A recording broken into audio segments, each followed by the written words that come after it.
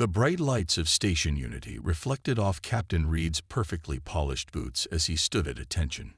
His face remained calm, but his hand tightened slightly on his datapad as he listened to the alien council members discuss the latest attack on human colonies as if they were talking about the weather.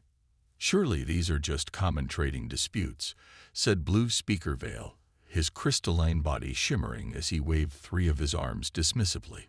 "The Outer Rim has always been a place of competitive business practices." Reed took a deep breath before speaking. "With respect, Speaker, 300 colonists died in the last raid. That's not a trade dispute." He brought up the images on the main display: burning buildings, destroyed farms, and broken families. These were farmers and teachers. They had no valuable cargo. The council chamber grew quiet for a moment as the images played. Reed noticed some of the alien representatives turning away from the pictures. They always did that. Acted like humans were too violent, too aggressive, while ignoring real violence against human colonies. "Perhaps," said Vale, his crystal segments clicking together nervously, "if your people were not so confrontational, these unfortunate events would be less common." Reed had heard this before. Humans were from a death world, a planet that should have killed them. Earth's gravity was too heavy, its predators too dangerous, its weather too extreme. But instead of dying, humans had grown strong. The galaxy called them surprisingly peaceful for Deathworlders, like it was a compliment. Really, they just looked down on humans while pretending to be polite. "We have followed every council guideline," Reed said quietly. "Our ships carry minimal weapons. Our colonies have basic defenses only. We've tried to be good neighbors."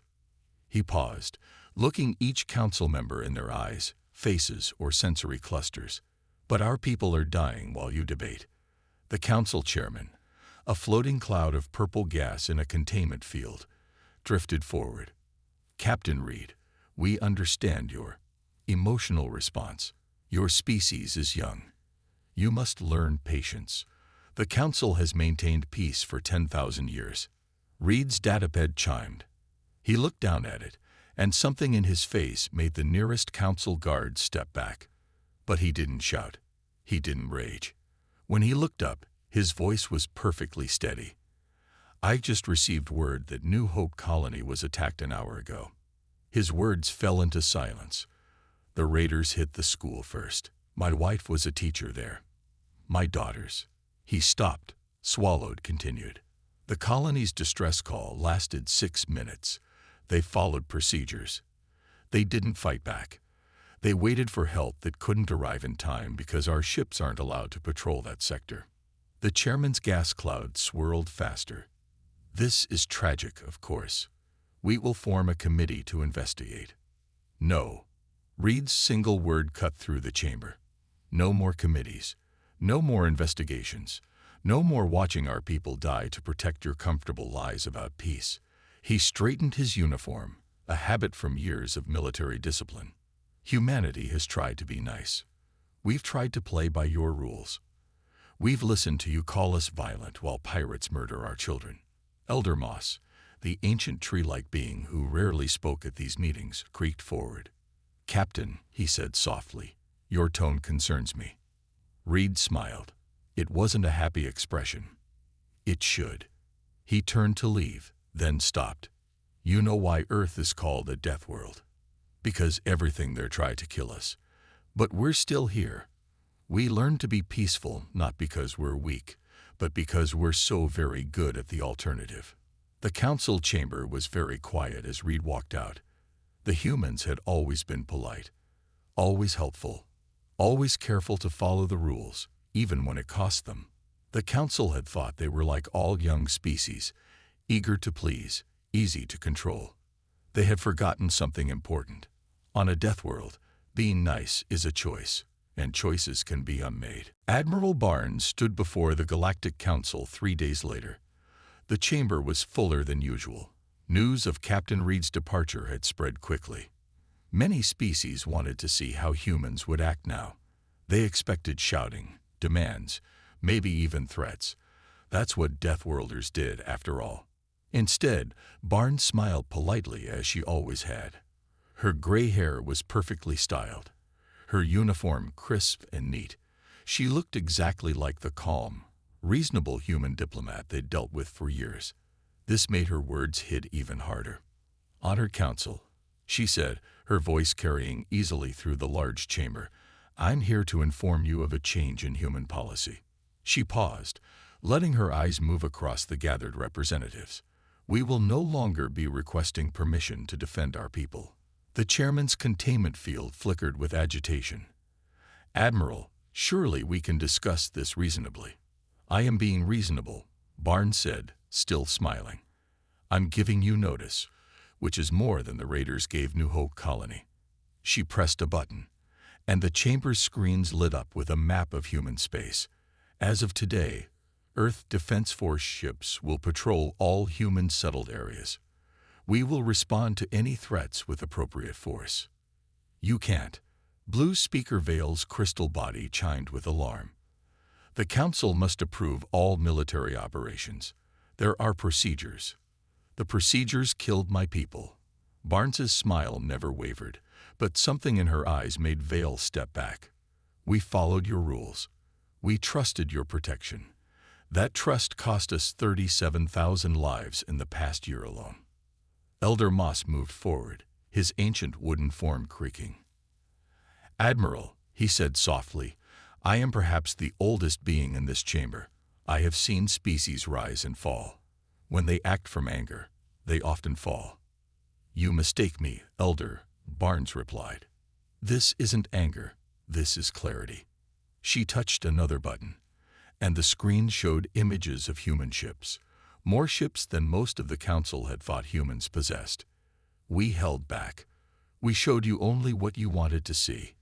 We tried to make you comfortable with us." The chamber grew very quiet as more ships appeared on the screens. Ships that looked like simple traders but carried hidden weapons. Vessels that had passed Council inspection but somehow seemed much more dangerous now. "We did this," Barnes continued, "because we wanted to be part of your community. We wanted peace. We still do." Her smile faded slightly. "But we've learned something important. Peace isn't the same as surrender." A representative from the Warrior Claw world stood up. "You threaten us. You are young, weak. Your world may be harsh, but we have fought wars for millennia." Barnes looked at him for a moment. "When was the last time you fought something that could fight back?" She asked quietly. "Humans don't want to fight. We don't enjoy it. But we survived a world that tried to kill us every day. And we did it by being very, very good at stopping things that want to hurt us." She straightened, her voice carrying to every corner of the chamber. "This isn't a threat. It's a courtesy notice. We will protect our people. We will stop the raiders. And we will do it with or without your approval."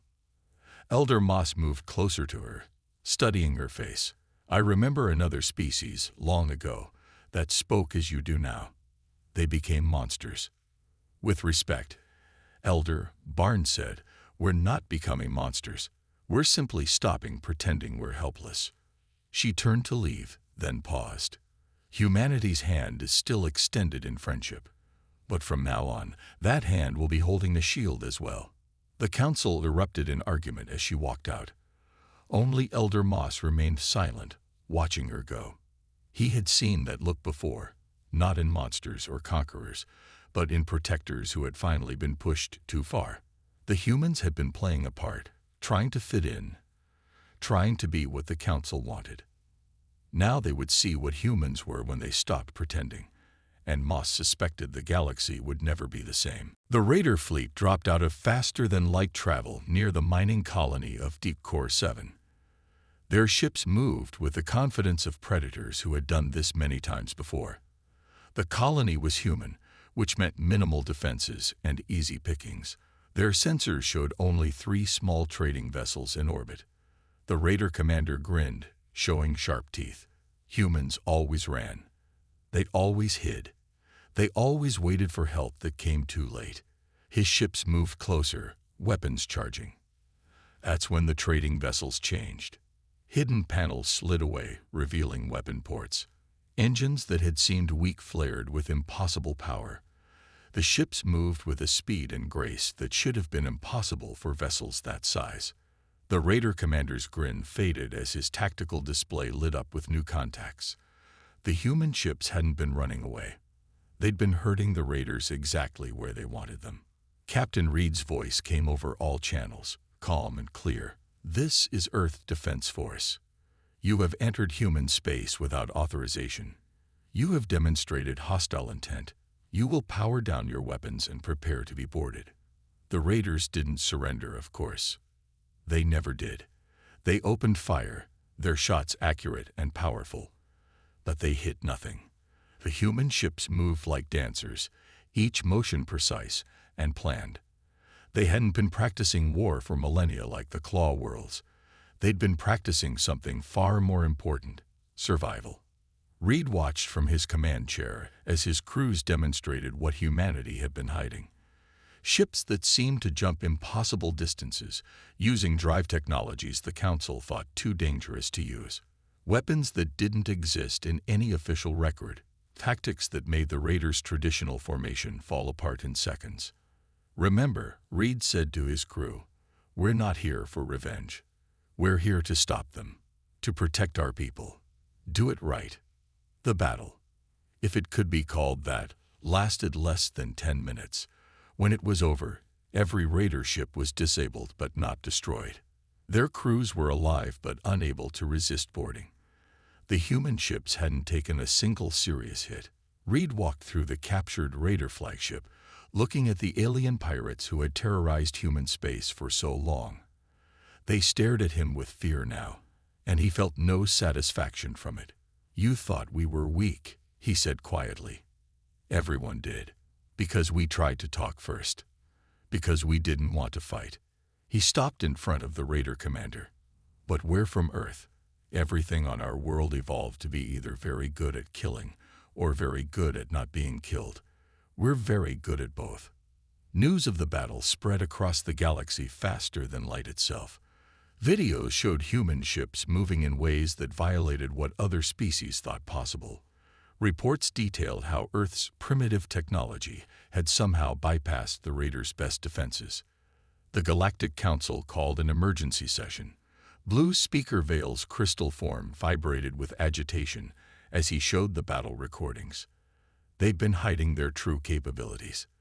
"This is a violation of..." "Of what?" Admiral Barnes asked from the speaker's platform. "We submitted designs for public inspection. Not our fault if you didn't look closely enough." She smiled that same calm smile. "We never lied. We just let you see what you expected to see." More reports came in. Human ships appearing wherever raiders struck. Colonies that had seemed defenseless revealing hidden strengths. Trade ships that pirates thought were easy targets turning out to be anything but easy. Elder Moss watched it all from his seat in the council chamber. The humans weren't rampaging across space or seeking revenge. They were doing exactly what they'd said they would do, protecting their people. But they were doing it with a skill and power that shocked the galaxy. A young aide approached him, trembling slightly.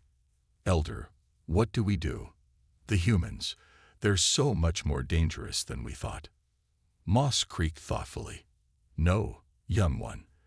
They're exactly as dangerous as they always were. We just didn't want to see it. They spent years showing us they could be peaceful. Now they're showing us why that was a choice, not a weakness." In the darkness of space, human ships continued their patrols. They weren't trying to prove anything anymore. They were simply doing what humans had always done best: surviving, adapting, and protecting their own. The galaxy was learning that being nice wasn't the same as being helpless, and some lessons come with very sharp teeth. The grand meeting hall of the Trade Federation buzzed with nervous energy as representatives from 50 species gathered to discuss the human problem. Screens around the room showed footage from recent weeks. Human ships appearing from nowhere to stop raids, colonies revealing hidden defenses, and trading vessels transforming into warships in seconds. "Look at this," said Trade Master Brightwing. His feathers puffed up in distress as he played a new recording. The video showed 3 human ships calmly dismantling a pirate fleet twice their size. They don't even fight like proper warriors. No grand charges, no honor duels. They just win. Elder Moss sat in his corner, watching the younger species panic. A representative from the Claw World stood up, his armor clanking. Then we should strike now, before they grow stronger. They're not growing stronger, Moss said quietly, but everyone turned to listen. They've been this strong all along. We just didn't want to see it. He pointed at another screen showing a human ship helping a damaged alien vessel. Even now, they're not attacking. They're protecting. The Trade Federation leader, a tall being made of shifting silver sand, formed a worried face. But they're changing everything. Our trade routes, our defense plans, our military doctrine, none of it works anymore. They move differently, think differently, fight differently. Of course they do, came a new voice.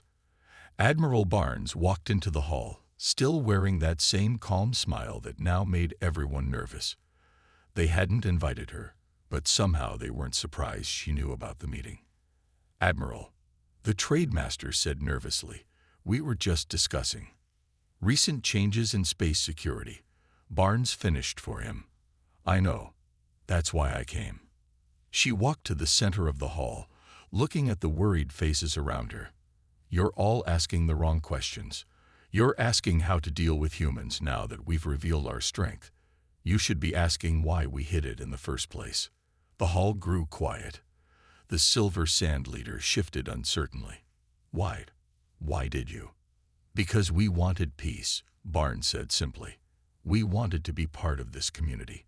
We held back, made ourselves seem smaller, less threatening. We followed your rules, even when they hurt us. She gestured at the screens. But peace doesn't work if only one side wants it. Elder Moss creaked forward. You've certainly brought peace now. Through force. No, Barnes corrected him gently. Through capability. There's a difference. She pointed at a screen showing a human ship driving off raiders. We haven't killed a single raider. We disable their ships, arrest their crews, give them fair trials. We're not seeking revenge. We're creating consequences. The Claw World warrior laughed harshly. Consequences. You've destroyed centuries of military tradition.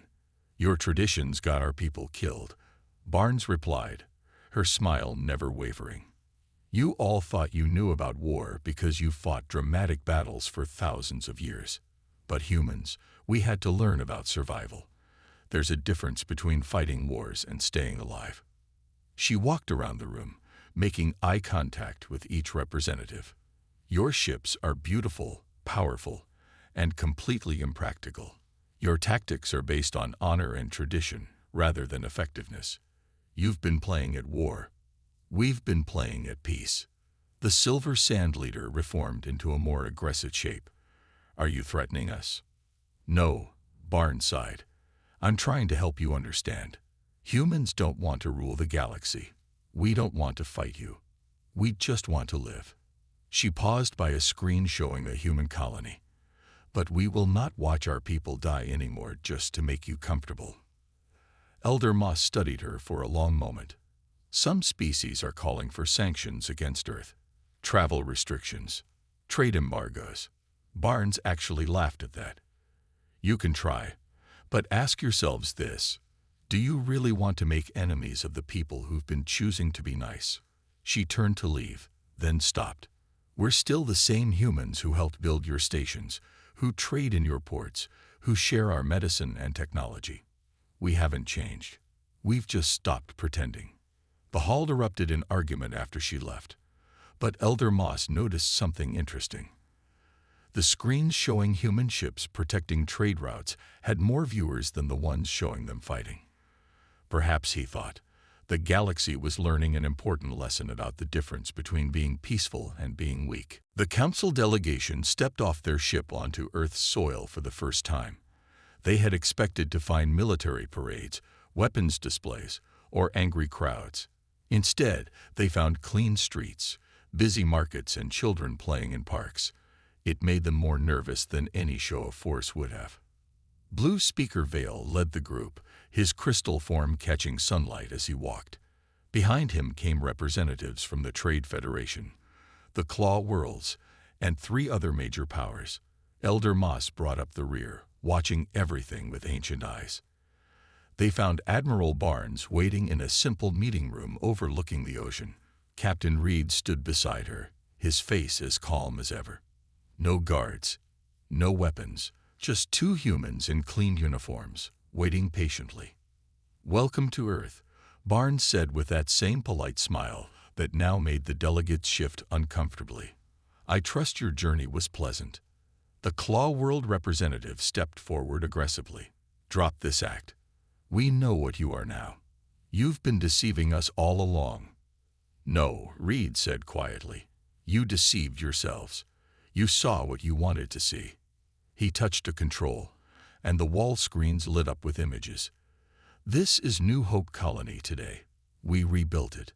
The school reopened last week." The delegates watched children of the colony playing, studying, living without fear. Human ships patrolled overhead, no longer hiding their true capabilities. But they weren't threatening. They were protecting. "You see threats," Barnes said, "because you don't understand us. You think we revealed our strength to dominate you. But look around." She gestured at the window, where ships from a dozen alien worlds were peacefully docking at the spaceport. Trade continues. Cultural exchange continues. The only difference is that pirates and raiders no longer prey on anyone in human space. Vale's crystal form chimed nervously. "But your ships, your weapons, they're far beyond what you claim to have." "We submitted completely accurate designs," Reed replied calmly. "Not our fault if you didn't understand what you were looking at. We never lied. We just let you see what you expected to see." Elder Moss creaked forward. "And what should we expect to see now?" Barnes smiled, but this time it reached her eyes. "The truth." Finally, she pressed another button, and the screen showed new images. Human ships helping stranded alien vessels. Human medical teams treating injured raiders. Human colonies opening their doors to refugee ships. "You thought we were hiding monsters," she continued. "But we were hiding something else. How much we care. How far we'll go to protect not just ourselves, but anyone who needs help." She looked each delegate in the eye. "We're not your enemies. We never were. We're exactly what we always said we were. People who want peace." "Through strength," the Claw World representative growled. "Through capability," Reed corrected. "There's a difference. We don't want to fight. We never did. But we will not watch innocent people die when we can prevent it." Vale shifted uncertainly. "The Council demands." "The Council can demand nothing," Barnes interrupted, still smiling. "That's what you're really here to understand, isn't it? We're not angry. We're not seeking revenge. We're simply done pretending to be less than we are to make you comfortable." Elder Moss studied the 2 humans carefully. "And what are you truly?" "Survivors," Reed said simply. "Protectors. People who learned the hard way that being peaceful isn't the same as being helpless." He touched the screen showing the rebuilt colony. "We chose to be nice. We still choose it, every day. But now everyone understands it's a choice." The delegates looked out the window again, watching human ships patrol alongside alien vessels. They saw humans and aliens shopping together in the markets below, children of different species playing in the parks. Nothing had changed, really, except everything had. "We're not here to threaten you," Barnes said softly. "We're here to invite you to understand us. Finally. Truly." She gestured at the peaceful scene below. "This is who we are. People who can fight but prefer not to. People who are strong enough to be gentle. People who choose to be nice, but only to those who deserve it." The delegates looked at each other, finally understanding what they'd missed all along. Humans weren't Deathworlders pretending to be civilized. They were civilized people who had learned to survive death itself. And that made all the difference in the galaxy. 4 months after the Earth delegation, space traffic near the edge, Nebula came to a complete stop. Ships hung in space, watching as 3 pirate cruisers chased a small passenger vessel. The watching captains followed standard procedure. They called for help and waited. But this time, help came. 2 human ships appeared from nowhere, moving with that impossible grace that still shocked other species. Captain Reed's voice came over all channels, as calm as always. "This is Earth Defense Force. You will stand down." The pirates turned to run. They didn't make it far. The human ships didn't destroy them. They never did. Instead, they disabled the pirate vessels with surgical precision, protected the passenger ship, and called for medical help for the injured raiders. One of the watching merchant captains, his fur standing on end with excitement, turned to his crew. "See, that's why I changed our route to go through human space. Safer here now." In the Galactic Council chamber, Elder Moss listened as Blue Speaker Vale gave a report. The crystal being's tone had changed dramatically from a few months ago. Trade is up 40% in sectors with human patrols.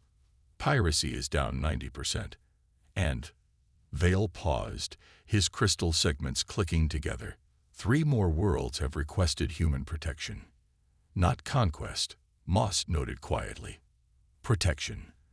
There's a difference. He looked at the screens showing human ships training alien crews in new defense tactics. They're teaching others, not controlling them. On Station Unity, Admiral Barnes walked through the halls she'd once fought so hard to be accepted in. Alien diplomats no longer stepped away nervously. Instead, they nodded respectfully. Some even smiled. She stopped at a viewport, watching ships come and go. Human vessels moved openly now, their true capabilities on display. But they weren't threatening. They were guarding, protecting, helping. "Admiral," a young alien diplomat hurried up to her, his tentacles waving excitedly. "My world's council has voted. We want to join the Human Protection Initiative." Barnes smiled. A real smile, not the diplomatic one she'd worn for so many years. "We'd be happy to help. But remember, we don't want to protect you forever. We want to teach you to protect yourselves." The diplomat bobbed happily. "Yes, that's why we chose humans. You don't want to control us. You want to help us be stronger." In deep space, Reed's ship responded to another distress call. This time it was different. A human colony and an alien settlement had worked together to drive off raiders. They'd used human tactics, human technology, and human determination, but they'd made it their own. Reed watched the celebration as the 2 communities came together, sharing food and stories. An alien child asked him why humans helped others when they were strong enough to rule instead. "Because strength isn't about ruling," Reed answered, thinking of his family and the rebuilt New Hope colony. "It's about making sure nobody has to feel helpless. We learned that the hard way." The alien council members who had once looked down on humans now sought their advice. Not just on military matters, but on everything. How did humans stay peaceful despite being so strong? How did they balance protection with freedom? "We're not perfect," Barnes explained to a group of alien students visiting Earth. "We made plenty of mistakes, but we learned something important on our death world. The strongest creatures aren't the ones that kill the most. They're the ones that protect their own." She pointed to the sky, where ships of all species flew together. "We're not special because we're strong. We're special because we choose, every day, to use that strength to help others, to protect those who need it, to teach those who want to learn." In his private chamber, Elder Moss recorded his observations for future generations. "The humans," he wrote, "have taught us the greatest lesson of all. True strength lies not in the ability to destroy, but in the choice to protect. They were never deceiving us about their nature. They were showing us their greatest power, the power to be kind when they don't have to be." He looked out at the peaceful galaxy, safer now than it had been in millennia. "Perhaps," he wrote, "we needed a species from a death world to teach us about life." 20 years later, Elder Moss sat in his garden on Unity Station, surrounded by young aliens from a dozen different worlds. The children settled on cushions around him, their eyes, sensors, and sensing organs all focused on the ancient being. Even after all these years, this story remained their favorite. "Tell us about the humans again," a small crystalline child chimed, her facets glittering with excitement. "About when they stopped being nice." Moss creaked with gentle laughter. "That's not quite right, little one. They never stopped being nice. They just stopped pretending that nice meant weak." He shifted, getting comfortable as more children gathered around. "It happened right here, in these very halls." A young Claw World child raised his training gauntlet. "My father says humans could have conquered the galaxy back then. That they still could. Why don't they?" "Because that's not who they are," came a familiar voice. Admiral Barnes walked into the garden, her hair now white, but her smile as warm as ever. The children gasped. Having a human in the story itself appear was a special treat. "May I join you, Elder?" she asked, and at his welcoming creak, she sat among the children. "You see, little ones, strength isn't about what you can do. It's about what you choose to do." On one of the garden's screens, a news feed showed modern ships patrolling trade routes. Human vessels flew alongside ships from every species now, all of them using the technologies and tactics that humans had once hidden. Raiders and pirates were rare these days, not because they were afraid, but because they had no support, no safe harbors, no easy targets. "But humans are scary," a small gaseous child puffed. "My uncle saw a human ship stop 3 raiders at once." Barnes laughed. "Are we scary? Look around you." She gestured at the station, where humans and aliens shop together, work together, live together. "We're just people, people who learned some hard lessons from a hard world." "Tell them about Captain Reed," Moss suggested, his branches swaying gently. "About New Hope Colony." Barnes grew quiet for a moment. "Reed retired last year. He lives at New Hope Colony now, teaching at the same school where his family once." She paused, then smiled. "But that's not the important part. The important part is what he teaches." "What's that?" several children asked at once. "He teaches about choices," Barnes said. "About how being strong means you have more choices, not fewer. About how being able to fight doesn't mean you have to." She looked at each child in turn. "He teaches that the greatest power isn't in weapons or ships or tactics. It's in choosing to be kind when you don't have to be." On another screen, footage played of the latest graduation at the Earth Defense Academy. Aliens trained alongside humans now, learning not just how to fight, but when not to. How to protect without controlling. How to be strong without being cruel. But a young warrior-cased child protested. "If you're nice all the time, won't people think you're weak?" "Let them," Barnes said simply. "Their mistake, not ours." She smiled at a memory. "You know, we spent years letting people think we were weak, just to give peace a chance. And when that didn't work, we showed our strength, but not to conquer. To protect," the children chorused. They knew this part well. "That's right," Moss creaked. "And that's why this story matters. Because it teaches us that true strength isn't about being nice or being mean. It's about having the power to choose, and choosing to help others." A small light being floated forward. "Is it true humans are still hiding things? That you're even stronger than you show?" Barnes stood up, brushing off her uniform. "Maybe," she said with a wink. "But that's not what matters. What matters is that we're still choosing to be nice. We're still choosing to help. We're still choosing peace." She looked at the children seriously. "Just remember, we're choosing it. Not because we have to, but because we want to. And that makes all the difference." As she walked away, the children turned back to Moss, eager for more stories. But they noticed something now. How aliens and humans alike nodded respectfully to each other in the corridors. How the ships flying past the windows moved together in perfect formation, protecting each other. How the galaxy had learned that peace wasn't about being weak or strong. It was about making the right choices, even when, especially when, you were strong enough to make the wrong ones.